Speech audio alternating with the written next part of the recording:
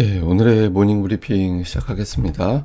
트럼프가 이제 반도체 그리고 의약품 관세를 조만간 올릴 것이다 이런 발언이 나왔고요. 그리고 특히 그 제조업에 이어서 서비스업 지표도 부진했다 이런 내용이 나오면서 혹시라도 경기도나 그런데 물가는 올라가고 스태그플레이션 우려를 해야 되는 건가?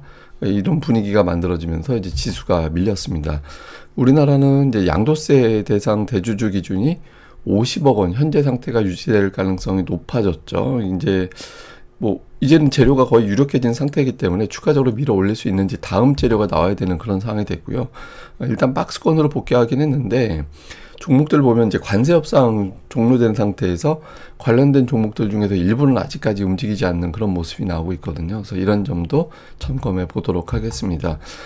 미증시는 보면 나스닥이 0.65% 빠지고 다우는 0.14% 빠지고 러셀 2000 지수는 또 올랐잖아요. 그래서 전체적으로 대형주들이 부진한 가운데 하락 업종 수 자체도 좀 많았습니다. 그러니까 올라간 업종 4개, 하락한 업종 7개였잖아요. 그래서 전체적으로는 이제 좀 신중했던 그런 하루였고, 특히 대형주가 큰 폭은 아니지만 이제 빠지면서 지수 자체를 끌어내렸다. 반면에 이제 금리 인하에 대한 기대감으로 중소형 지수, 러셀 2000 지수는 상대적으로 견조했다. 이렇게 보면 될 것 같습니다.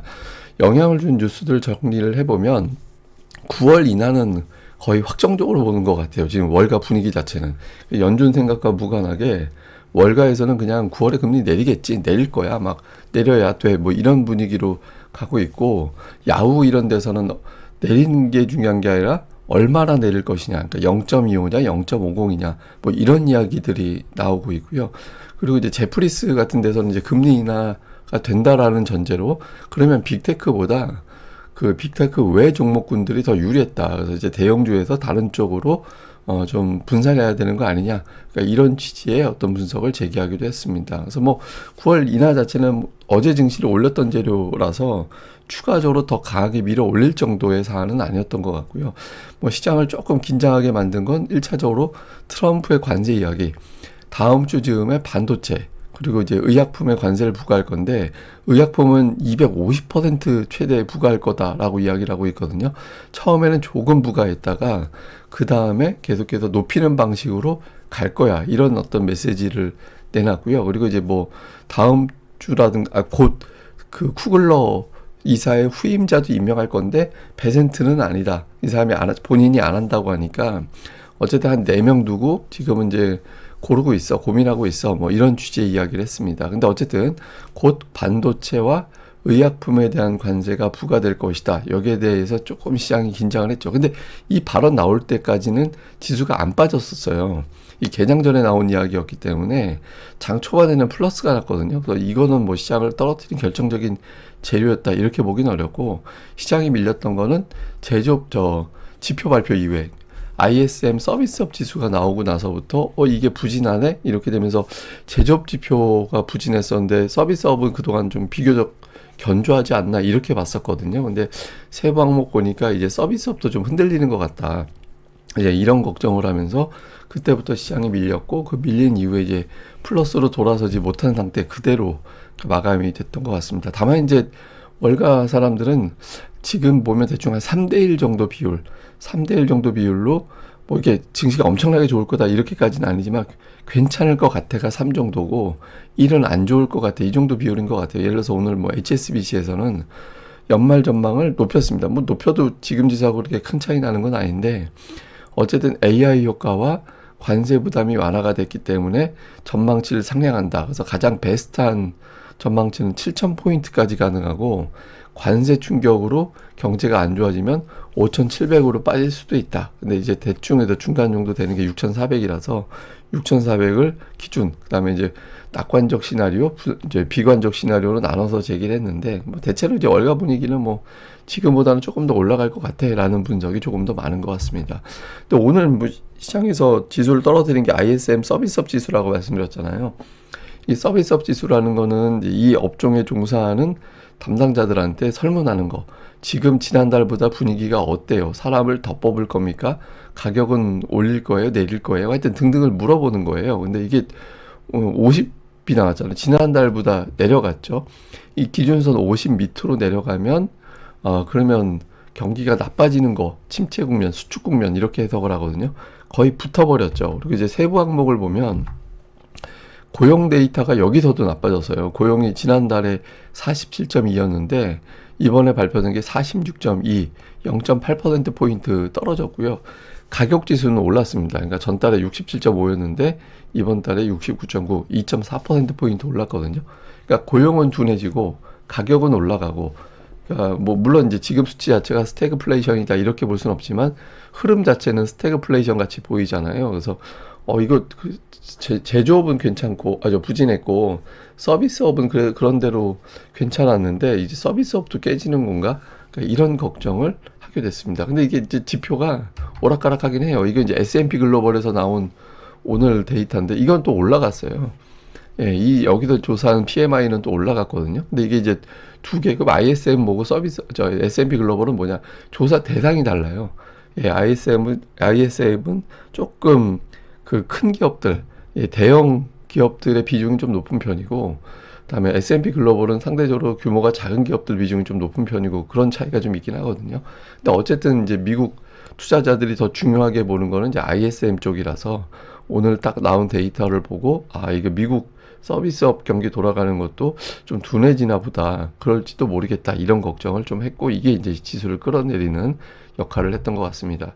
근데 또 시기적으로도 미국을 그 월별로 다 쪼개가지고 그 15일까지, 16일부터 30일까지 이렇게 쪼개서 보면 그 15일까지 8월 15일까지가 별로 안 좋아요. 그러니까 좀 놓고 보면 아이고 제가 엉뚱한 데다가 작대기를 걷네. 하여튼 데이터를 보면 약간 부진한 어떤 달에 해당이 되거든요. 그래서 지금 이제 8월에 원래 안 좋으니까 여차하면 매도해야지 이렇게 생각하는 투자자들이 있는 것 같아요. 그러니까 쪼개놓고 볼 때 5번째로 부진한 애거든요. 근데 15일까지 부진하다가 16일부터는 조금 회복되고 뭐 이런 사이클을 보이는 게 특성인데 어쨌든 투자자들이 8월 15일 이전에는 사소한 악재만 가지고도 에이 또 안 되겠구나 이런 생각을 하게 될 가능성이 높다 이렇게도 보여지는 것 같습니다. 자, 주요 종목은 시가총액 상위 중에서는 아마존만 올랐어요. 예, 아마존만 플러스 나고 나머지 빠졌는데 저는 그래서 오늘 이거 보고 투자자들이 금리 인하 가능성에 대형주를 빼서 중소형주로 가나 보다. 오늘 그게 시장을 혹시 누른 건 아닐까? 그러니까 이런 생각도 들더라고요. 그러니까 실제로 이제 러셀 2000 지수가 오늘 플러스가 났잖아요. 그래서 일부 투자자들이 대형주 좀 정리하고 중소형주 쪽으로 넘어가는 과정에서 오늘 지수가 밀린 거 아닌가 이런 식으로도 좀 해석이 되는 것 같습니다. 특징주로는 이제 팔란티어가 오늘 7.8% 올라갔고요. 파이자가 이제 실적이 잘 나오면서 이제 강세를 보이는 이제 그런 모습을 보였고, 그리고 이제 인텔하고 마이크론 테크놀로지가 플러스가 났거든요. 이 두 종목이 올라간 건 이제 미국에서 반도체 생산하는 기업들. 예, 그러니까 반도체 관세부가 이슈가 있긴 한데 미국에서 반도체를 생산하는 인텔과 마이크론 테크놀로지는 이제 주가가 플러스가 났다. 그러니까 요거는 또 특징적인 그런 모습이었던 것 같습니다. 근데 그 미국에서 오늘 뭐 하나 또 주목을 받은 게 그 버크셔 해서웨이, 우리가 이제 워런 버핏의 회사로 알려져 있는 기업이잖아요. 근데 이게 보면 그 버핏이 그만두겠다라고 이야기가 나온 다음부터는 주가가 빠지고 있어요. 예, 보시면 그 전까지 올라갔던 주가가 그만둔다라고 해서부터는 빠지는 게 사실상 이제 이걸 보면 버크셔 해서웨이에 투자한 게 아니라 사람들이 버핏에 투자를 했나 보다. 그러니까 이런 거를 보여주는 대목일 수도 있죠. 물론 이제 뭐 실적이라든가 이런 것들이 영향을 받았겠지만 이런 상징적인 의미도 좀 있는 것 같아요. 그래서 뭐 테슬라 같은 경우도 그 머스크가 딴짓하니까 주가가 빠지고 막 이런 것도 있었잖아요. 실제로 기업들의 실적도 머스크가 집중을 안 하면서부터 실적도 좀 부진해지고 뭐 등등이 있었죠. 그래서 좀 오너 또는 뭐 CEO의 어떤 행동 이런 것들 또 인기도 이런 것들이 상당히 주가에는 영향을 주긴 하나보다 이런 것들을 보여주는 그런 대목인 것 같습니다. 그리고 이제 9월에 금리 인하 한다. 그러니까 이런 어떤 분위기가 커졌다라고 말씀을 드렸잖아요. 그런데 실제로는 쉽지 않다 이런 주장도 있습니다. 이게 근거가 뭐냐면 연준회의는 12명이 표결을 해요. 그러니까 7명의 이사는 무조건 투표권이 있고 다음에 뉴욕 연은 총재가 지역 연은 총재 중에서 유일하게 항상 투표권이 있습니다. 그 다음에는 11개 지역 총재 중에서 4명이 순환해서 투표권을 갖거든요. 그래서 12명이 투표를 하게 되는데 이번에 이제 트럼프가 지명을 할 수 있는 사람은 내년 5월까지 2명이잖아요. 그러니까 곧 구글러 후임을 임명할 거고, 다음에 이제 파월의 후임을 임명한다라고 치면 총 12명이 될 텐데, 근데 이 12명이 뭐 정부의 어떤 의지 가지고 투표하는 사람들이 아니라 경제 상황을 고려해서 표결하는 사람들이에요. 그리고 오히려 트럼프의 압박에 휘둘린다? 그러면 저 사람은 정치적인 인사 아니야? 그러면 자격 없는 거 아니야? 그러니까 이런 식이 된다라는 거예요. 그래서 파월을 설령 밀어낸다 하더라도 나머지 이제 인사들이 뭐 그중에서는 조금 마음이 약해가지고 좀 흔들리는 사람이 있을 수는 있겠지만 큰 흐름으로는 트럼프가 원하는 속도의 이 금리 인하는 어려울 거다. 그러니까 경제 지금 고용 지표가 나빠졌기 때문에 9월에 내릴 수는 있는데 트럼프가 주장하는 속도 막 팍팍 내리는 것까지는 어렵다. 그러니까 점진적인 인하 정도를 기대하는 게 현실적이지 않냐. 뭐 이런 식의 어떤 분석도 좀 나오고 있었던 것 같습니다. 자, 우리 증시는 이제 코스피가 이제 어제도 말씀드렸지만 일단 박스권 중간까지 들어왔습니다. 이거는 상당히 잘 된 거예요. 왜냐하면 저 이탈하고 나서 곧바로 단기에 이제 제가 그런 표현 들었었잖아요. 그러니까 이게 막 어디 확 부딪혔을 때 빠르게 막 비벼대면 이제 통증이 금방 가시는데 내비두면 더 커진다고. 근데 이제 일단 빠르게 그 안에 들어와서 그 충격을 회복시켜 놨거든요. 그래서 이제 특히 이제 금리 인하에 대한 기대감, 다음에 이제 그 세제 개편안이 뭐 투자자들이 원하는 방식으로 재검토될 가능성이 높아졌다라는 거, 이거는 이제 다행스럽죠. 근데 이게 이제 어설프게 무슨 뭐 20억 원, 30억 원 이런 안으로 분위기가 흘러가면 이제 다시 밀릴 가능성이 있는데 현재로서는 그럴 것 같지는 않다. 그래서 이제 적어도 기존 박스권으로는 복귀된 거는 유력해 보이는 그런 상황입니다. 근데 이제 어제 잘 보면 어떤 일이 벌어졌냐면 11시 넘어가면서 분차트가 갑자기 뚝 떨어지는, 코스닥은 더 심하게 빠졌었죠. 그런 모습이 있었잖아요. 투자자들이 아직까지 완전히 안정된 게 아니에요. 그러니까 뭐 하나 뉴스 나올 때마다 아직까지는 불안정해져 있는 거고, 특히 이제 지수가 폭락했다가 급반등할 때는 중장기 투자자들만 매수한 게 아니라 적지 않은 비율은 단기 자금이 포함되어 있거든요. 그래서 이 자금이, 단기성 자금은 또 지수가 충분히 올라왔기 때문에 나는 매도해야지 이렇게 또 움직여요. 그래서 단기적으로는 또 이제 급락 이후에 급반등에는 이제 매물 소화도 좀 필요하다. 그래서 조금 시장이 시원스럽게 쭉쭉 올라가기보다는 매물 소화를 병행해야 된다. 이렇게 봐야 되는 거고. 그리고 또 하나 이제 코스닥도 잘 보면 이제 이틀 동안 어떤 일이 벌어지냐면 오전에 피크를 쳐요. 한 10시 구간에. 근데 종가에 그 이상 못 올라가는 상태로 끝납니다. 이거는 뭐냐면, 이거 오늘 올라오긴 했는데 내일장 오늘보다 더 올라갈 수 있을까에 대한 걱정이 아직도 있다라는 거예요.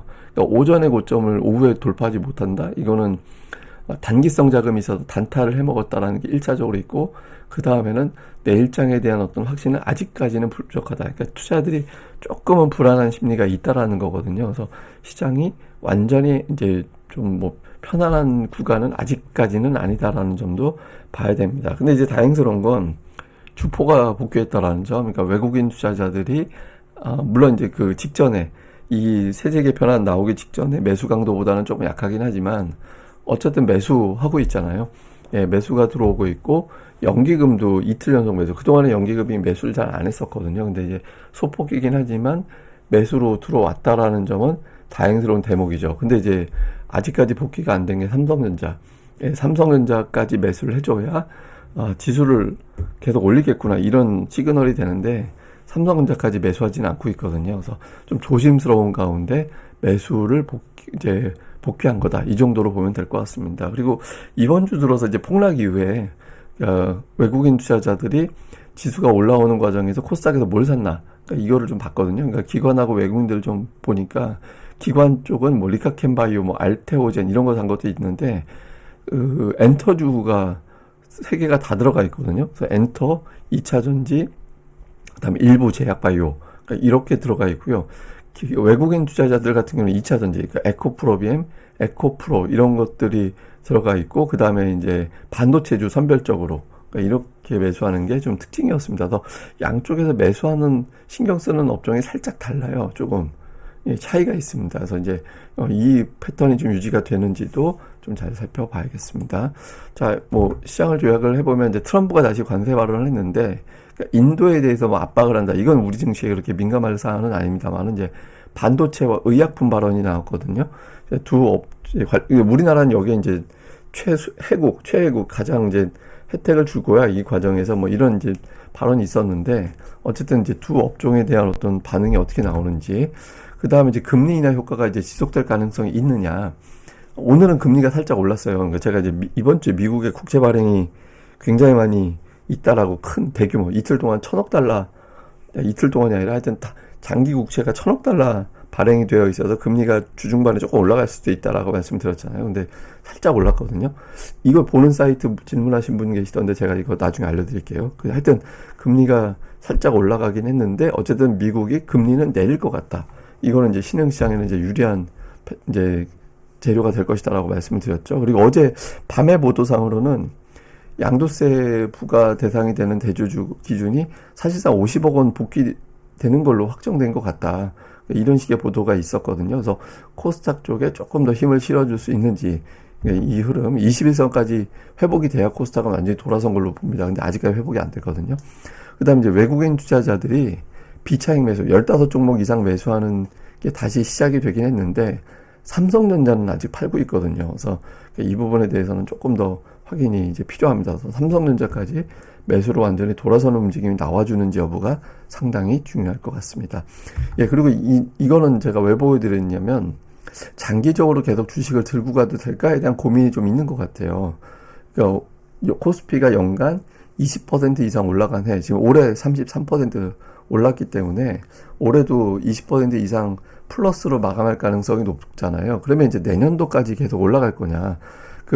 20% 올랐다고 해서 그 다음에 반드시 플러스가 나는 건 또 아니었거든요. 예, 그래서 이제 이거를 근데 살펴보니까 어떤 게 있냐면, 직전에 빠졌을 때, 예, 그 전에 이제 빠져서, 예를 들어 2003년도 전에 10% 빠지고, 그러니까 그해 이제 29% 올라갔더니, 그 다음에 11% 올랐잖아요. 그리고 예를 들어 2009년 같은 경우 직전에 41% 빠졌더니, 그 다음에 50% 올랐다. 근데 그 다음에 또 올라갔다. 그러니까 이런 조합이 됐었어요. 그래서 그 전에 빠지고 나서 20% 올라가면 그 다음에도 올라가는 그런 패턴이 만들어졌거든요. 그래서 좀 작년도 빠지고 올해 올라가고 이런 케이스라서 이런 이제 뭐 추이로 보면 이제 내년도에도 플러스로 올라갈 가능성이 조금 더 높긴 합니다. 그래서 물론 올해보다는 덜 하겠지만 그래서 확률로 보면 이제 그렇게 보이긴 하는데 뭐 또 여러 가지 어떤 변수들이 좀 있으니까 이제 그걸 살펴봐야 되는데 일단 이제 추세적으로는 장기 투자를 해도 되는 것 같은 분위기가 되긴 하거든요. 근데 이제 문제는 이제 정책이죠. 뭐 그러니까 정책에서 장기 투자가 괜찮아 이런 메시지를 주는 정책이 계속 나올 것이냐. 그러니까 이 부분이 더 중요할 것 같습니다. 예, 오늘 하루 또 잘 보내시고요. 저는 다음에 뵙겠습니다. 이 방송 구독하기와 좋아요 꼭 부탁드립니다. 감사합니다.